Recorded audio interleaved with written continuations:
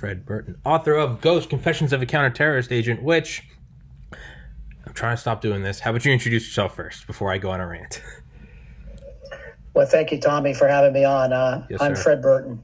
Thanks for having me. Yes, sir.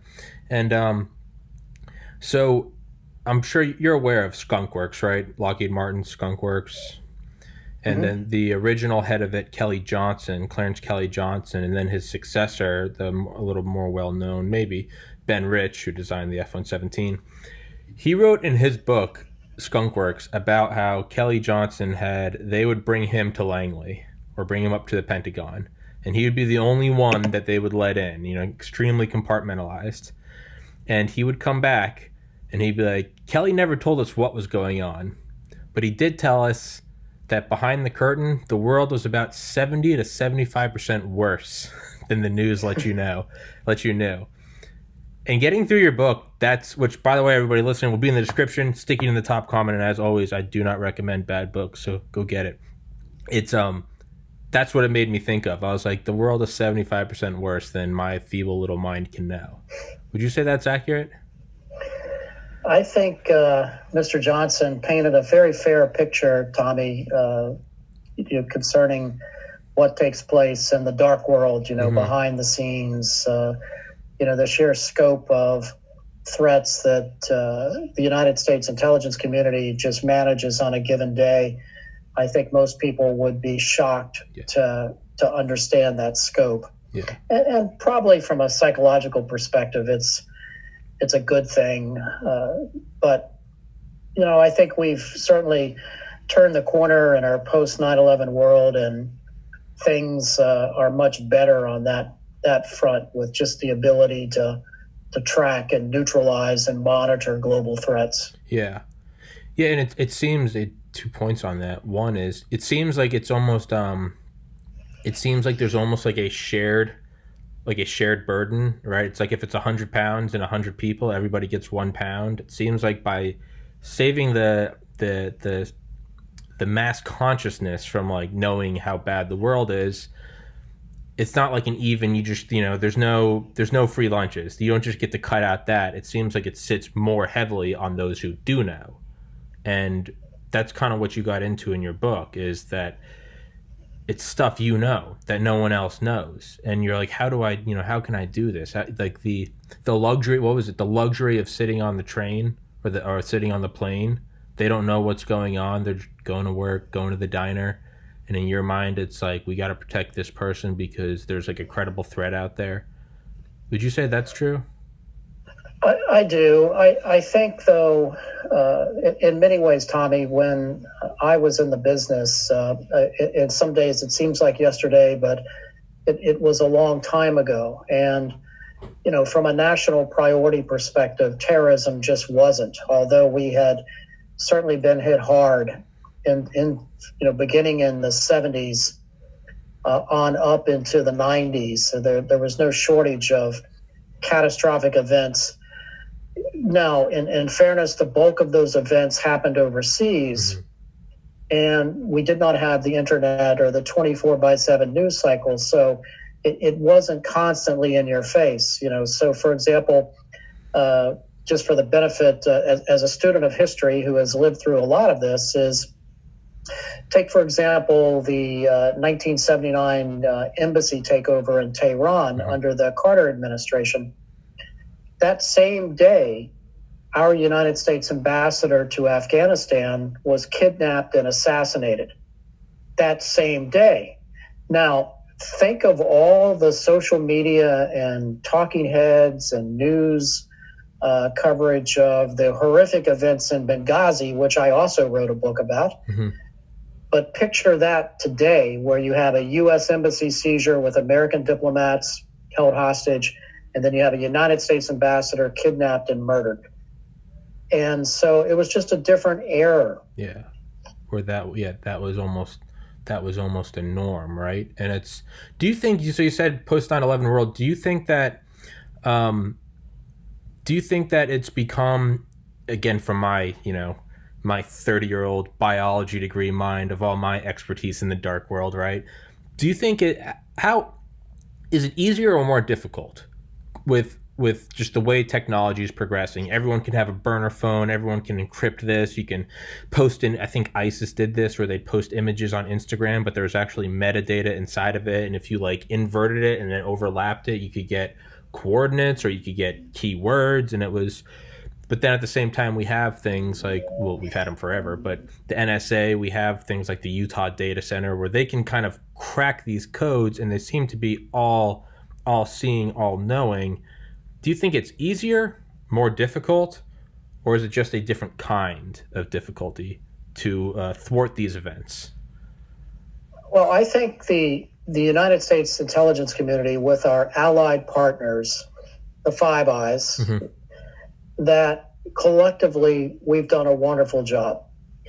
And so there's an order of magnitude when you start talking about difficulty with just the processing of intelligence information, meaning on my watch, your haystack was much smaller because your means of collection was not as good. Okay.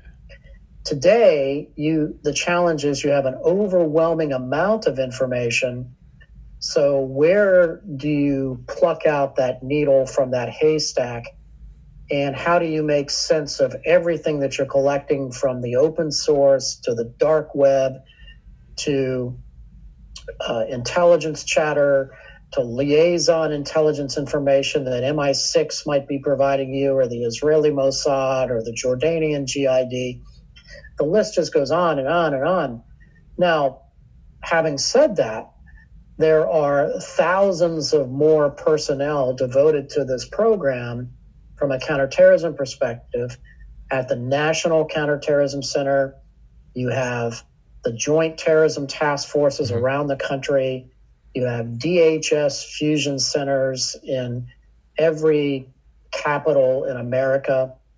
So the amount of eyes and the amount of resources devoted to just vetting threats is so far ahead of where we used to be in the 80s and the 90s. And quite frankly, even the bombing in Oklahoma City mm-hmm. at the Federal Building, and the first World Trade Center terrorist mm-hmm. attack, and the shooting at the front gate of the CIA, none of those events even move the needle from what we're seeing today in our post 9/11 environment. Yeah, it seems like that's and I think I cannot remember his name, but there was a guy that proposed a system right before 9/11, and then it got funding right after 9/11, TIA, Total Information Awareness.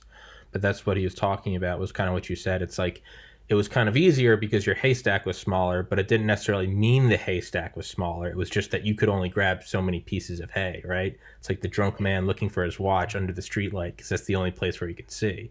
It's like it might not be there. Yeah, and also, Tommy, you had, remember, from a national priority perspective, the whole intelligence community was pretty much put together for the Cold War. Yeah. Meaning to combat the Russians. Yeah. And the Chinese to a lesser degree during that time period, but they were always out there. So the entire mission was one of, on a national priority perspective, primarily focused on counterintelligence, not counterterrorism. Mm-hmm. Yeah. And there does seem to be that adaptation, right? It begins with the CIA in 1947, and it starts as this we just finished a cataclysmic world war that ended with the vaporization of two cities. And it's like we get the CIA, and it comes in, and then the whole thing, it's that James Bond. It's like there's nuclear bombs ready to go. There's 70,000 of them. They're on ICBMs designed by Nazis. These things are multi-megatons. And it's just this, like, this dial is up to 11. And then all of a sudden it kind of switches into this 9/11 world where all of a sudden it's like we're fighting these guys with AKs and sandals with goats. And it's Mike Tyson, and all of a sudden he's put into like a kickboxing fight. And it's like, what exactly he has all the power, he has all the motivation and the ability to work, but it's like, he can't throw a haymaker, right? And it's this weird is this? But you kind of talked about how it did bleed over, though, right? Because with that plane being shot down in India and Pakistan, I never knew how close that was to that. That was a Cuban Missile Crisis of sorts. It really was. You're talking about the August 1988 plane crash, Yes. which killed President Zia of Pakistan, U.S. Ambassador Arnie Raphel, a two-star U.S. Army Brigadier General, General Wasim, and pretty much the equivalent of the entire Pakistani cabinet went down on one flight. And that event was a geopolitical significant case, and the likes of which you would have to dial it back to the Bay of Pigs with Kennedy, and then fast forward to 88 with the Zia plane crash. And it was in a very volatile time period in the history of not only national security, but just covert action, geopolitics. You had the Soviet withdrawal of Afghanistan. We had been fighting this war that actually began in 1979 in Afghanistan.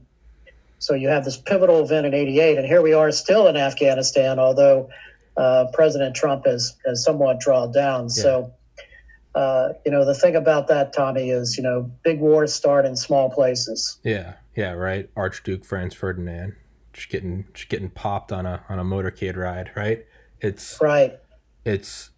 That was terrifying, though. Yeah, it's like the same pressure of popping a Coke can, VX gas, and it's like, oh my Lord. I actually laughed when you're talking about that guy, and he left. And were there actually snakes? I will never tell. I will never tell. It's like, oh yeah. They're what Tommy is referring to in the book is I talk about Random House, who published that, and now it seems like a lifetime ago with all the different books I've written since then. That was my first book, Random House, published in 2008. And we talked about just the experiences of having to deal with an international investigation of that scope and magnitude. And we had an individual from the Pakistani Air Force and Intelligence Service that we had nicknamed Cheech from Cheech and Chong. And he was quite the character. And looking back on this, Tommy, I mean, you said you're 30. I was probably all of 25 or 26 on that case. And I was overwhelmed and, quite frankly, too inexperienced in retrospect to have been put in that position. But, that was the nature of the job in those days, which just shows you also the evolution of how far we've come. I mean, there were many cases that not only did I investigate literally by myself with like an old school Polaroid camera, a notepad where you're taking notes, and it's something like out of a bad 1970s Dragnet episode. For those of you that may be familiar with that series, if not, Google it. Yeah. But and that's just how we rolled in those days. And so when you're dealing in an international case, the complexity is never easy, meaning, and this is another thing that most people don't understand, Tommy, that if you have something as simple as a homicide or a bombing inside the United States, you control the geography. You can put up the crime scene tape, and for the most part, you get very capable first responders in the United States. And if anything, you can just wait until the feds show up, whether that be ATF or the FBI or whoever. Overseas, it's a different operating environment. You have to request permission from the host country to even come in to investigate. They have to welcome you in. And so whenever we were responding to cases, literally you could be a 24 to 48 hour lag in just getting there after you got all the clearances. And then once you were there, it was not unusual to have the crime scene that's been totally already examined, or there has been no crime scene control whatsoever. So you're trying to make sense of this puzzle with perhaps at times 20 to 30% of the data. And so it's just a different way of operating. And then, especially if you're operating in certain countries that are very problematic, meaning if you're in locations such as Pakistan or sub-Saharan Africa, or certain locations in the Middle East where there's just not the same standard of U.S. investigative oversight like you would see on CSI today. Yeah. You know, there wasn't any CSI in those days that could help when you're overseas. Yeah. Yeah, it's kind of like the difference in like changing a tire on your car in the driveway and changing a tire on the car on the lunar rover, right? Same thing, just different geography makes a world of a difference, right? It certainly does. And you know, so for the most part, a lot of times in some of your international investigations, you have to accept whatever your local counterparts, your local nationals will allow you to see, to visit, to investigate, who you talk to. And a lot of these cases are very politically driven, meaning when you look at some of the cases where we would be brought in to help, you know, you had a significant amount of diplomacy and foreign policy kind of ramifications with regarding what you might find as a conclusion. Yeah. So the challenges were always there in that international environment, and quite frankly, they still exist today. Yeah. Now, do you think you talked towards the end about exit stage left, like you took your opportunity to get out and kind of live more your life and be in your children's life? Do you constantly think, like, because I've heard this with other, like Joe Rogan, he had on Andy Stump, who was a guy in SEAL Team 6. And he talks about when he was first out, he'd be watching the news and it's, oh, they recaptured this city, that city. We did so much to get it. And like, as the years have gone on, like as the episodes has gone on, and he did one in 2016, did one in 2018, 2020, you can see him change to where it's less of like, we got to do this and I'm living vicariously through it and I'm being a backseat driver, to he's like, now I live out in like God's country in America and I'm teaching my son how to ski. And he's like, at a certain point, it's just like, I did my part, I served my country, but you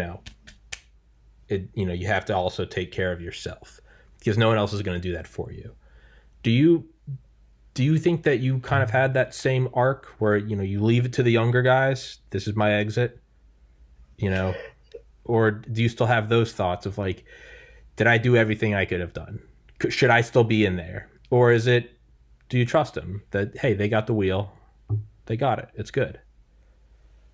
Well, I think, Tommy, and I think that's an excellent question. I know that, I've gone back to subsequent cases that I've worked to write about them because I feel that there wasn't a lot of closure. For example, my last book is called Beirut Rules, which is a story of the kidnapping and murder of the only CIA station chief. Now, when I was back as an agent, I worked that case, and we tried very hard to find former CIA station chief Bill Buckley when he was kidnapped by Hezbollah, although we did not know that at the time. And it gives me a level of peace to be able to go back and talk about those cases and closure, but more importantly for the families of the victims, the loved ones.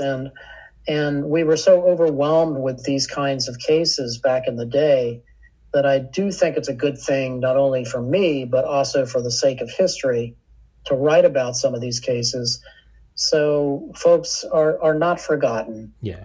For example, Bill Buckley was a hero. He had fought in the Korean War. He had fought in Vietnam. He was one of Kennedy's first Green Berets.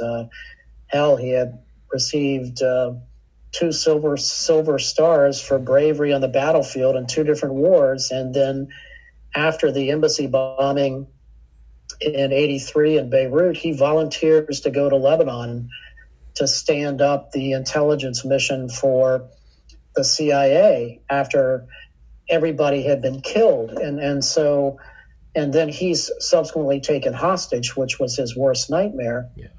And we were saddled to try to find him in a day when we had very limited technology.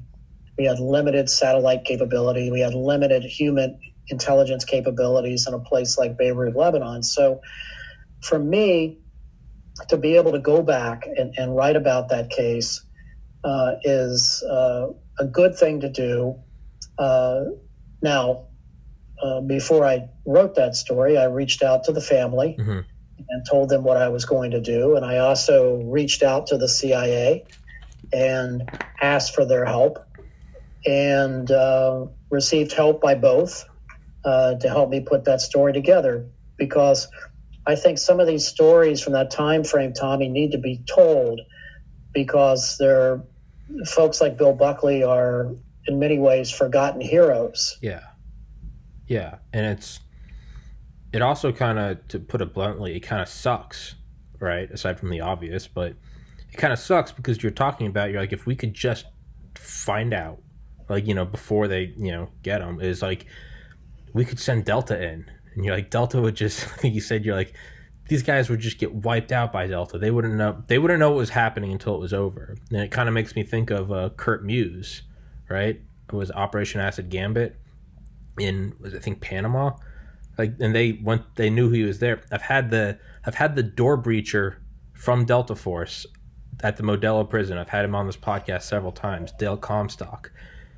But he talks about it, and it's like, once they knew where he was, it was just like, you threw him in there, and the way Dale describes it is like, Delta flows like water. Like, they will find the cracks. They will seep in. They go through, and it really is just pop, pop, pop, pop, pop, pop, pop, and everyone's, what happened? And all of a sudden, like, everyone around you's dead except the guy you don't want dead, right? You grab him, throw him in a flak jacket, and bring him out. But yeah, there's like, but first you have to find him. And there is that disappointment of like, we have Delta or DevGru, we have the hand of God, but you don't know where to put it. And like, that's disappointing. Yeah, it was extraordinarily frustrating. I mean, we figured in those days, and I was working out of assigned to the CIA's hostage location task force at the time. We figured if we could find the CIA station chief, we could find the almost 20 other Americans and Westerners that were being held captive at the time. Yeah. Heck, we had a Catholic priest, we had an ABC journalist, we had academics from Beirut University College, American University Beirut. We had Americans suffering. Our challenge was we just simply could not find them. And it was an intelligence problem that literally drove us crazy. But we just lacked the human intelligence to be able to locate them. Yeah. And if we had located him or them at any specific location, to your point, Tommy, I have no doubt that our special operations community, predominantly Delta or SEAL Team 6, could have gotten the job done and rescued them. Our challenge was, it's your classic intelligence problem. We just lacked the ground truth, the intelligence information to pinpoint where he was on any given day. And so you're certainly not going to commit blood and treasure on a goose hunt in a place like Beirut during that time period. And we would have probably ended up with more hostages on our hands if we had tried. So, yeah, it was a dark moment for us for many years. And I can still recall vividly when we first learned that Bill had died in captivity. We were actually debriefing another hostage in Wiesbaden, Germany. And, literally you could have sucked the air out of the room because we felt that we had failed. It was a sense of overwhelming failure of mission.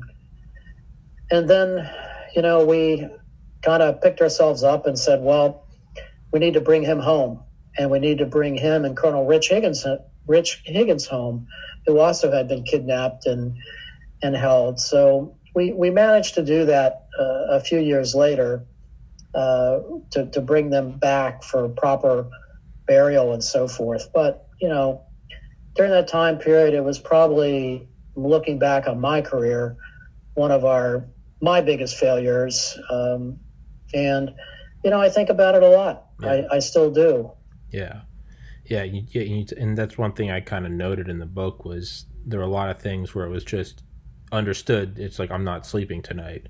Right. And I don't know if this makes me weird or maybe I just identify with you, but like, that's one thing I kind of got is like, whenever I think like TWA 800, like the one thing I thought was like, or I remember like, 9/11, I was 11 years old. I remember thinking like how long is the fall? Cause I love skyscrapers. I was like, how long is the fall from the 90-second story? And when you talk about these plane crashes or explosions or depressurizations or regaining consciousness, again, maybe I'm just weird or maybe not, but that's what my mind has always gone to is like, well, hold on. Like, but did they wake up? Were they there? And it's like, yeah, 2 minutes. Some of them knew for 2 minutes, and you can find them holding crosses or holding hands. And that's the kind of stuff that, yeah, it's, as bad as 9/11 was, there's also a part of it. It's just like, okay, it's explosions, it's fire, right? It's nothing you haven't seen in a movie. It's people jumping out and, holding hands and in ties and business skirts falling a quarter mile in New York. And it's like, that's kind of what sticks with me. And I think that put a sort of a human touch on it more, was like, that's all you could think about it, right? It wasn't just the cold face, like, another day at the office, like I deal with this every day. No, it was just like, I just laid there and was like, I couldn't stop thinking about that. Like, what were they wondering? Were they terrified? Did they accept their fate? And to me, that's what kind of made it hit home more, was like, yeah, like you're still a person. Like, Mr. Burton's still a person. You're a badass, but you're a person, right? And that's kind of what got to me. Yeah. Well, I understand completely, those feelings. I get it. And there's certain things you can't unsee. We made, we tried to do, the way I tried to rationalize this, or I have very selfishly over the years, is realize that we really did try to do everything that we could have at that time period to get to a man like Bill Buckley, but we just couldn't. We failed. We ran out of time, and those are the kind of real world problems that happen every day in this business, and for me, just the ability to look back and to memorialize his life with a story of that's a good thing to do in my mind, to let other generations know that this was the kind of person he was, like so many that just ran towards danger. Yeah. And that's what that community is always about. Yeah.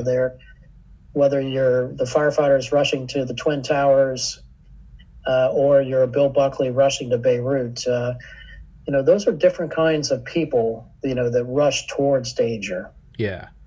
Yeah. And kind of on a side note, that's one thing I've always thought about is like, isn't that like one of like the true tragedies of war, is it almost seems like it's selectively breeding out those genes, World War I, World War II. And it's like you're almost removing those who have a backbone, those who, run towards the fire. It almost seems like that's an especially almost demonic thing about warfare and murder, is like those are the people you wipe out, and the ones that survive are the ones that don't run towards the fire. But yeah, it's so kind of to do a 180. You talked about something that I've often thought about with counterterrorism, is that you have to be right 100% of the time. They only have to be right a non-0% of the time, right? That's Curtis LeMay's doctrine. A bomber will always get through. And in the age of atomic bombs, that's all we need. We'll send 10,000 B-29s. You can take out 9,999. but one of those suckers gets through, we can vaporize your city. I think he unknowingly maybe was kind of predicting what counterterrorism is. We can have all the SAM sites in the world. We can have Reagan's SDI. Only one needs to get through, and then when one gets through, the public is you're not doing your jobs. Why aren't you doing your jobs? It's like what you said talking to that veteran, and you were like after 9/11, you were like it wasn't a surprise. Like, and it'll happen again. He was like, what do you mean? And you're like, it's almost a wonder that it doesn't happen more often. Is that equation still, would you say it's still applicable? Because, intelligence agencies, they can thwart all of the attacks or plans or conspiracies, but at the same time, they don't publicize the fact that they thwarted them, because then that could compromise their ability to get information, their tactics. So it's like, they don't come on the news and it's, hey, a guy was going to dump VX gas in Hartsfield-Jackson Airport. I guess they waved to the NSA now. They picked that up. But they're doing that. They can't go on and say that, right? So instead, it's just, I lived in Atlanta for 15 years, and I'm just going to Hartsfield-Jackson. I don't think anything of it. And little do I know, there's a Fred Burton there and another guy like, I cannot believe we just pulled that off. But we can't tell anyone, because that could undermine our ability to thwart the next one. So someone like me or my listeners, like, we're not in the dark world. We don't know about everything that's been thwarted. Would you say that equation is still pertinent? That it's 100% of the time versus a non-0% of the time?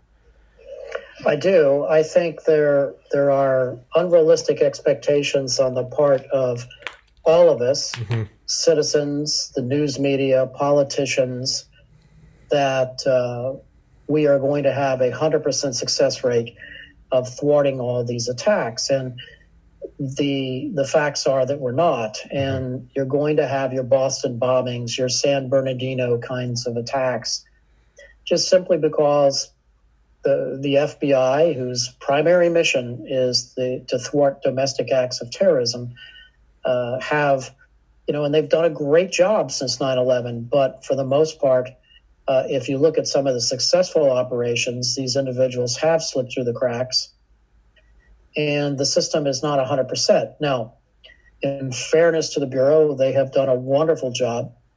In fairness to even organizations that are much maligned at times, like TSA, they have done a great job since 9/11 at just keeping planes safe from flying every day. Mm-hmm. And so, the community, I think, does a great job of thwarting plots. The challenge, Tommy, is, and it's always been one of these Sirhan kind of issues where if you or I are planning some sort of an attack, and you and I are discussing this in the dark web or in a chat room, there's a high probability that we're going to get identified, picked off. One of us is going to get cold feet and roll over on each other. But that singleton, that person that's just out there, kind of like what we experienced with the Miramar Kanzi case. The Kanzi case, he was the shooter at the front gate of the CIA many years ago. The Sirhan, the John Hinckley kind of person that doesn't tell anybody about their plans. Yeah. And they just methodically and very quietly go about their business and putting together some sort of operation. Now, in fairness to those kinds of persons, usually their operations are very containable, meaning, don't get me wrong, it's horrific for the target set, but usually a single person with that kind of mission usually gets thwarted or neutralized fairly quickly. So those are the challenges today in the intelligence community, is finding, like, the Timothy McVeigh who drove the truck into the federal building in Oklahoma City, or finding the next Sirhan who shot RFK. Those are the real tough tasks that the intelligence community, is always on point for. Yeah, right. And then there's that devilish seesaw pendulum of when 9/11 does happen. Where's the CIA? How come they didn't catch this? A couple years go by and we're doing extraordinary renditions and we got some black sites and some Learjets that maybe or maybe don't pick up some guys and bring them to Guantanamo or Turkey or somewhere. And then you get a couple years of that, and then all of a sudden you have a bunch of moral high horse snobs like myself at 18. What are they doing? Don't they understand that this isn't how humanity should be? And then you get a Mandalay Bay shooting. You get 59 dead and 500 plus injured. And it's, beat the pots and pans. And it's, what are we even paying these intelligence agencies to do? And it's kind of, you're damned if you do, damned if you don't. Because if you stop it, first of all, you can't even stop 100% of them. But the ones that do get through, it's, what are you guys doing? And it's, throw them the funding, give them more. Everything gets funded. You want this, we're going to do it. And then a couple years goes by, and critiquing the exact things that we just gave you, we're now like, you guys are tyrants. You're fascists. And it's like, it sucks to suck. Like, there's no way around that. And it's the safety and liberty trade-off, right? It's you can't stop 100% of them. How do you stop that lone wolf? Well, you would probably need to be able to use a supercomputer or some hypercomputer and take in every bit of information, every book he had on Amazon, every Google search he had, every post he liked on Reddit in 2011, to use all of that, put it together and create a profile, and then use like a probability algorithm to say he's probably going to commit a crime. God forbid someone finds out about that program and they're going to be like, oh, so now they're charging us for pre-crime. And it's almost like an emotionally abusive spouse. Like, you guys can't win. And it's kind of shitty, excuse my French. But it's, it kind of seems like that. Yeah, I think when you're looking at these kinds of challenges today, the older I get, I tend to think that as I look back at some of these process and procedures that we have in place, is that the oversight today is so far greater than the oversight we had on my watch. Yeah. And I can remember even the old timers when I first joined talking about the oversight that we had. And so I think, again, that's where the American public at times is misinformed at the degree of just scrutiny that's placed upon investigative agencies in general, especially in a very political kind of environment like we've all lived through and continue to live through. Yeah. And then, the average FBI agent or HSI agent or ATF agent that's just trying to do their job, it can be very frustrating because there are so many levels of supervision to get their job done. And so, and there's a reason for it. I mean, I get that as a student of history. I recognize fully the scope of overreach that organizations in the intelligence community, the FBI and the CIA, have perpetrated for many, many years. And the reason there's so many oversights and restrictions and headquarters kinds of supervision of certain cases is because of that. Yeah. And but I can tell you, just from a working agent perspective, it can be very frustrating at times. Yeah. Yeah. And it's sort of the damned if you do, damned if you don't, right? By having these oversights and these restrictions, it's kind of how we keep the three-headed dog beast of totalitarianism at bay, right? You kind of keep it chained down so it can only pull so far one way or the other. But then at the same time, something like 9/11 happens and everyone's, oh, well, it's the compartmentalization. That's what did it. The agencies weren't talking to each other. And it's like, okay, but if you get rid of that compartmentalization, everyone's going to be screaming dictatorship. And I don't know, it kind of, maybe this is the best. Maybe where we are now, for all of its flaws, I mean, look at every nation in the history of the world. Like, maybe where we are is like, maybe that's the best that can be done. And like, it's not half bad. Like, take it for what it is. It's good. Well, I think when you look at, and I've seen other systems around the world, good and bad. Yeah. And when you look at, the sheer geography of our nation and the separation of powers and local sheriffs and local police and federal jurisdiction in certain areas, the system works pretty well here in the United States. Certainly is it perfect? By no stretch of the imagination is it perfect. But I think you do have a fair amount of checks and balances in place. Now, I know the FBI came very close in losing their counterterrorism mandate after 9/11. Mm-hmm. I mean, there was some discussions of creating a domestic MI5 similar to what the Brits have, and not allowing them to have arrest authority, and maybe parsing that out to the United States Marshals to do arrests. You could have figured it out, but the FBI remained intact for the most part, and I think has done a tremendous job since 9/11. And the proof is really in the pudding too, Tommy, is that we haven't had a catastrophic attack on U.S. soil since 9/11. Yes, you could argue that Boston, the bombing was horrific. You can argue that San Bernardino was bad, and some of the other isolated shooting events we've had around the country. But from a catastrophic strike on U.S. soil, there hasn't been one. No. So, the proof is in the evidence of what they've been capable of doing. Yeah.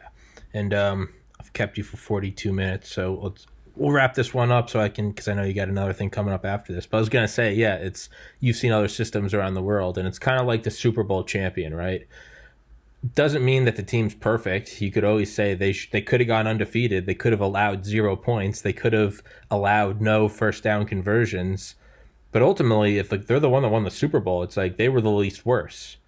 And that doesn't mean that you shouldn't always be improving. But that's how I tend to look at America. I'm like, a lot of problems, a lot of problems, and let's go for the gold.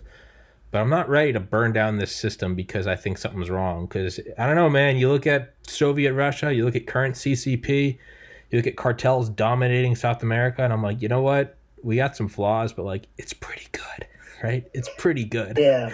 Yeah. It's still the greatest system in the world, and we're very blessed to live in the greatest nation of the world, Tommy. Damn right, sir. And very last thing, I was going to say, that was such a badass description when the guy picked you up in the helicopter over your head. I was like, man, your neighbors probably were thoroughly convinced that you were a James Bond character, because you ran out with a suitcase, glasses, earpiece, gun in the holster, and get into a helicopter. And it's just like, what the hell's going on? that was a pretty awesome flex. But yeah, I have to say I miss those days, Tommy. Yeah. How can you not, right? I mean, how do you not die? If you're dialing it up to 11 and you're dropping intelligence surveillance in cities and stuff, and you're sitting in a plane with Mujahideen fighters, and how do you not, it might be kind of hard some days to just make coffee and be like, is this, but same time, you got to do it. You got to live a life that most people never will. But I'm going to keep talking and not let you go.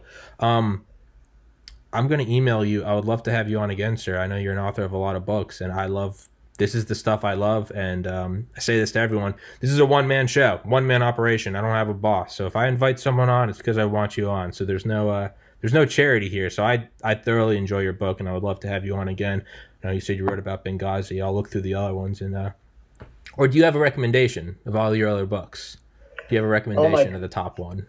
Well, it really kind of depends on your interest. After my first book, Ghost, I wrote a book called Chasing Shadows about a political assassination in my neighborhood when I was a kid. A lot of folks like that. Then my Benghazi book, was written as a result of the tragic and horrific events. And sure. I'll tell you a little backstory on that. Since I had investigated the last United States ambassador killed in the line of duty in 1988 on PAC-1, the plane crash which crashed in Pakistan, I really wanted to do a book on Benghazi. And so you had 1988 until Ambassador Chris Stevens was killed in Benghazi. And then my last book, Beirut Rules, is on the story of the CIA station chief that had been kidnapped and murdered. So if you like Ghost, you might like Chasing Shadows. If you're interested in Benghazi, I think that story is good. And if you're just interested in, the life of a very good man who died for his country, then my last book is also pretty good too. But I would welcome the opportunity to come back on again, and I really appreciate your interest in Ghost and my story, and thank you for what you do. Yeah, well, thanks. Thank you, man. Thank you for coming on. I love it. It's you gave me 45 minutes of your time, and to me, it's like I love having these. It's like what my best friend said a year ago before I started this podcast. He said he's known me since 5th grade. He goes, Tommy, you've been doing podcasts your whole life. You just haven't recorded them because you just talk to everyone. And so now I'm like, I would do this even if it wasn't recording. I would be like, oh, hell yeah, I'm about to talk to this guy. So I appreciate it, man. I'm leaning towards Benghazi because I actually don't know a lot about that. I know Cold War is my wheelhouse, but I'm realizing I actually don't know a lot about Benghazi. Well, pick up the paperback because I updated that, and so let me know what you think. Yes, sir. Well, I will send you an email, but let's aim for a January episode or whenever you want. No rush. We don't have to figure that out right now, but that would be awesome. I'd love to do a Benghazi episode. Mr. Fred Burton, thank you, sir. Thank you, Tommy, and please have a very Merry Christmas. You too, sir. Everyone buy it. Ghost, Confessions of a Counterterrorism Agent. It's on Audible. Awesome narrator. Perfect book. Again, I have yet to recommend a bad book. If you think otherwise, I dare you to challenge me. Mr. Burton, Merry Christmas, Happy New Year. God bless America, and thank you for what you do, sir. Thank you, Tommy. Take care. You too, sir. Bye-bye.